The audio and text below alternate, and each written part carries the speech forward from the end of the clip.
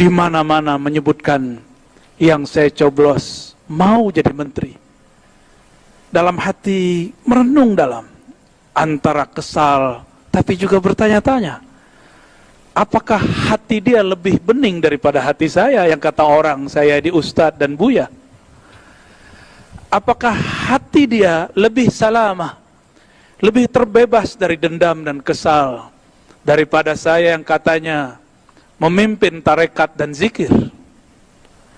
Ternyata disitulah jawabannya. Nabi SAW berdoa, Allahumma inni as'aluka salamatas sadr. Ya Allah, aku memohon kepadamu salamah, terbebasnya kebencian-kebencian dan dendam, kekesalan dari dalam dada.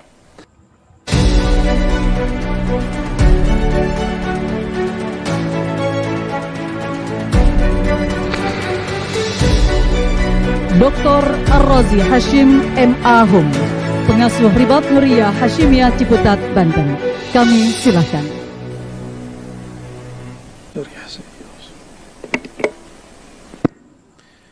Assalamualaikum warahmatullahi wabarakatuh. Bismillahirrahmanirrahim. Yang terhormat Bapak Presiden Republik Indonesia beserta Ibu Negara Hajah Iriana Joko Widodo, yang kami hormati Bapak Wakil Presiden Republik Indonesia beserta Ibu Hajah Huri Ma'ruf Amin, yang kami hormati pimpinan dan anggota lembaga negara yang mulia, para duta besar dan perwakilan negara-negara sahabat, yang kami hormati para menteri Kabinet Indonesia Maju, yang kami hormati para alim ulama, hadirin hadirat yang berbahagia. Alhamdulillah Rabbil Alamin alladhi bi'izzatihi wa jalalihi asra abdahu layla. Ashhadu an la ilaha illallah wa ashhadu anna Muhammadan abduhu wa rasuluh. Allahumma salli wa sallim wa barik ala nabiyyina Muhammad. Segala puji milik Allah Subhanahu wa ta'ala. Sungguh dahsyat Allah Subhanahu wa ta'ala memperjalankan hambanya dengan cara yang tidak terduga. Itulah hadiahnya kepada sang kekasih baginda Nabi Muhammad sallallahu alaihi wasallam. Di saat sang Rasul berduka, pamannya wafat, istrinya meninggal, dan ia pun diusir ketika hendak hijrah ke kampung Taif. Diusirnya bukan dengan kalam-kalam verbal, tidak seperti diviralkan zaman sekarang. Dulu langsung secara fisik. Seperti yang kita sudah maklum, baginda Rasul sallallahu alaihi wasallam diusir dengan cara dilempar dengan kotoran-kotoran binatang, dengan kerikil-kerikil yang tajam. Sembari sumpah serapah mereka katakan majnun, orang gila, mashur, orang yang tersihir, dan lain sebagainya. Tapi baginda Rasulullah SAW, beliau hanya diam. Tiba-tiba Sayyidina Jibril alaihissalam datang. Ya Muhammad, maukah engkau aku tawarkan bantuan? Bantuan apakah yang ditawarkan Sayyidina Jibril? Ternyata Sayyidina Jibril menawarkan untuk menghancurkan penduduk Taif. Apa jawaban baginda Nabi Muhammad sallallahu alaihi wasallam? La, fa innahum la ya'lamun. Mereka tidak faham yang aku maksudkan. Semoga semangat ini ada pada pemimpin negeri ini, ada pada ulama-ulama di negeri ini, sehingga mampu mengislah, memperbaiki mana yang rusak dan terpecah. Sallallahu alaihi wasallam, meskipun beliau secara umur biologis hanya 63 tahun, tapi secara keruhanian lebih tua daripada Sayyidina Adam, lebih tua daripada Sayyidina Nuh. Nabiuna Nuh alaihi salatu wassalam, ketika beliau sudah lebih dari 900 tahun berdakwah, mendidik umat, lelah juga rasanya. Akhirnya beliau mengatakan, ya Allah, jika engkau membiarkan generasi mereka hidup, maka generasi setelahnya akan lebih kufur dari kelompok ini, dari generasi ini. Maka hancurkan saja ya Allah. Inilah ujian Sayyidina Nuh yang membuat beliau tidak lebih mulia dari Sayyidina Nabi SAW. Bayangkan, sudah setua itu, tapi kalah dewasa, kalah salamatus sadar dengan baginda Nabi Muhammad yang hanya berumur 63 tahun. Sallallahu alaihi wasallam. Bapak Wakil Presiden dan hadirin yang kami hormati, kalau boleh saya jujur, saya ini dulu tidak memilih Bapak Presiden, Wakil Presiden. Ya, saya memilih mencoblos yang sekarang sudah jadi menteri. Ketika berita di mana-mana menyebutkan yang saya coblos mau jadi menteri, dalam hati merenung dalam, antara kesal tapi juga bertanya-tanya, apakah hati dia lebih bening daripada hati saya yang kata orang saya di Ustadz dan Buya? Apakah hati dia lebih salamah, lebih terbebas dari dendam dan kesal daripada saya yang katanya memimpin tarekat dan zikir? Ternyata disitulah jawabannya. Nabi SAW berdoa, Allahumma inni as'aluka salamatus sadr. Ya Allah, aku memohon kepadamu salamah, terbebasnya kebencian-kebencian dan dendam, kekesalan dari dalam dada.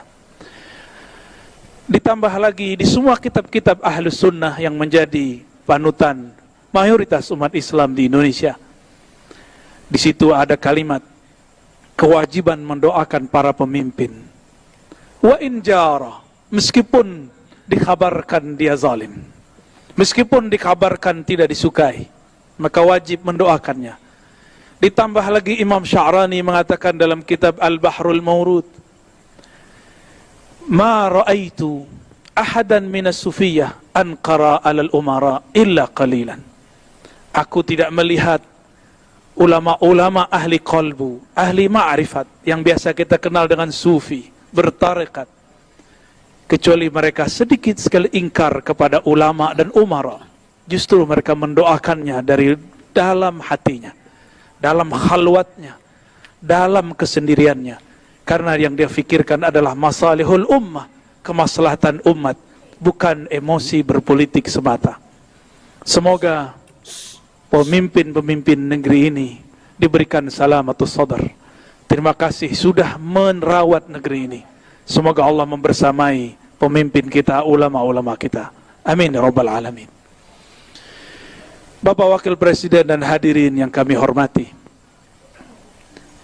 kisah Isra Mi'raj sudah banyak diceritakan, tapi karena memori manusia pendek, apa salahnya kita mengulang sedikit.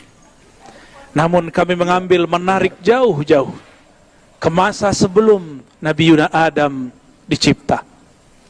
Dulu sebelum bangsa Adam, Bani Adam dicipta, sudah ada satu klan yang disebut klan api, Banul Jan. Kelompok Banul Jan ini sebagaimana disebutkan dalam Al-Bidayah wa Nihayah Imam Ibnu Katsir, adalah kelompok yang merusak di muka bumi. Akhirnya Allah mengkiamatkan kiamat pertama untuk mereka dengan menurunkan meteor, menghabisi mereka. Bangsa api dihabisi dengan batu api. Jadi cerita ini bukanlah dongengan Darwin, cuma sayangnya Darwin agak cocok logi. Tapi di saat itu terjadi, Allah berkalam kepada Sayyidina Jibril, ya Jibril, itu ada putranya Raja Jan, ambillah dia, didiklah dia, ajak dia mi'raj ke langit-langitku, sampai Allah kemudian izinkan dia mempelajari semua zikir-zikir malaikat-malaikat di langit, alam malakut, alam jabarut, bahkan sampai kepada alam surga. Maka tiada dari makhluk apapun di muka bumi dan di langit, bahkan di surga, yang zikirnya lebih banyak daripada anak yang bernama Ahyas, yang kemudian diberikan nama malaikat Azazil. Dia bukanlah malaikat, tapi sepangkat, sederjat dengan malaikat. Azazil.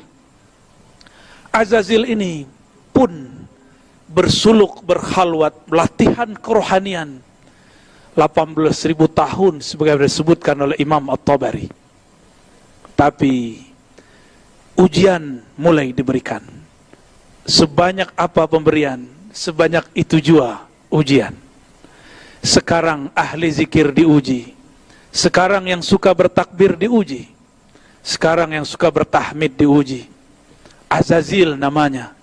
Disuruh ia sujud kepada orang yang dicipta dari tanah yang diinjak-injak. Selama ini Azazil alias Ahyas yang kemudian bernama Iblis, dia menginjak-injak tanah, harus sujud kepada Adam yang tercipta dari tanah. Inilah ujian pertama bagi Azazil. Apa kata dia? Asjud liman khalaqta min tin. Apakah aku sujud? Apakah pantas bagiku sujud kepada orang makhluk yang kau cipta dari api, sedangkan aku tercipta daripada yang kau ciptakan dari tanah, sedangkan aku tercipta daripada api. Azazil mulai rasis. Azazil mulai mempermasalahkan suku. Saya suku api, saya lebih mulia daripada suku tanah.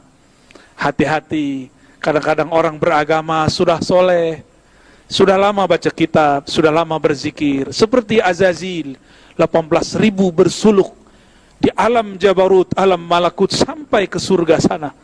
Tapi ternyata dia terjebak dan mengatakan, aku seorang Adam, lebih baik dari zikirnya, bahkan lebih baik daripada semuanya.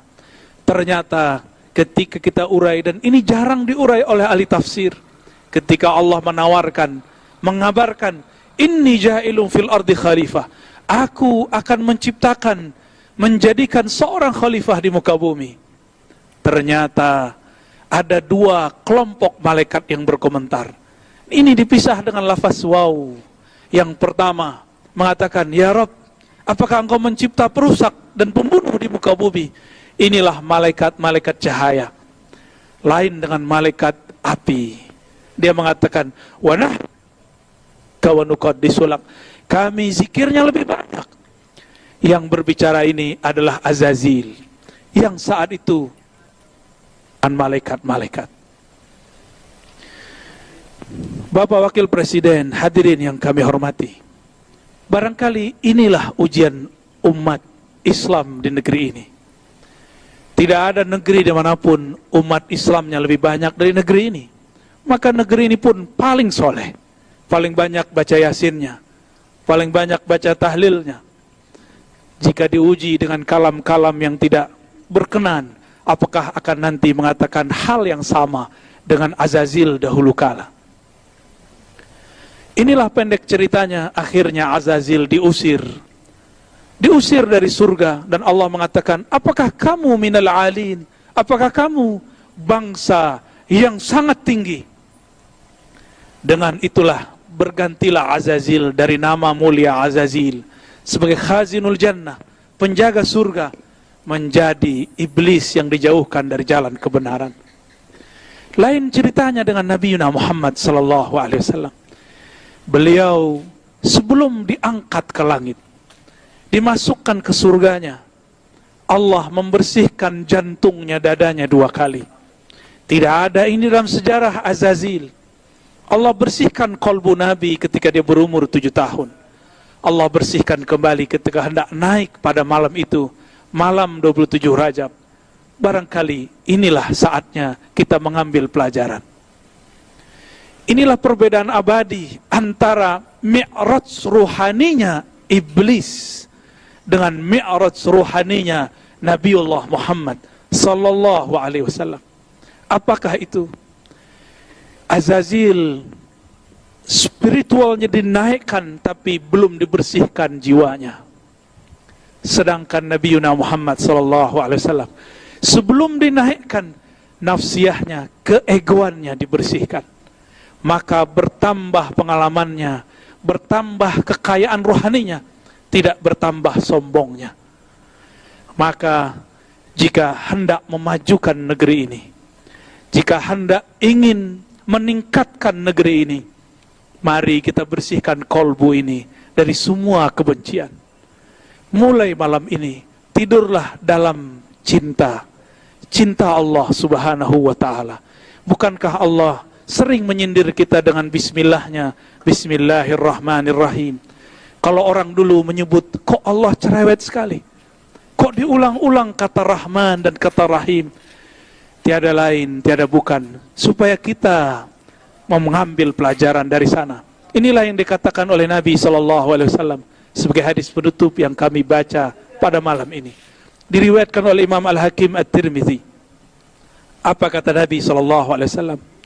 Inna lillahi, sesungguhnya Allah memiliki 100 lebih, wa 17, yaitu 117 khuluqan, akhlak atau adab. Ambillah satu saja, dakhaltul jannah, maka engkau akan masuk surga. Maka makhluk-makhluk surgawi yang ada di muka bumi, mereka yang meniru sifat rahmaniyah Allah, sifat rahimiyah Allah. Sedangkan makhluk tubuhnya manusia, di dalamnya adalah iblis, penuh kebencian, penuh kesombongan. Walaupun berjubahkan jubah alim ulama, walaupun dia berpakaian pakaian orang soleh, tapi jika di hatinya ada perasaan ana khairum minhu, aku lebih suci, aku lebih baik, aku lebih berhak, maka hati-hati, itulah syayatinul insi, itulah syaitannya manusia. Semoga negeri ini, umaranya, ulamanya, orang-orang yang bertugas di negeri ini dan rakyatnya, Allah bersihkan kolbunya dari kebencian-kebencian dan kesombongan. Semoga Allah memberikan nur mi'rajnya kepada kita semua.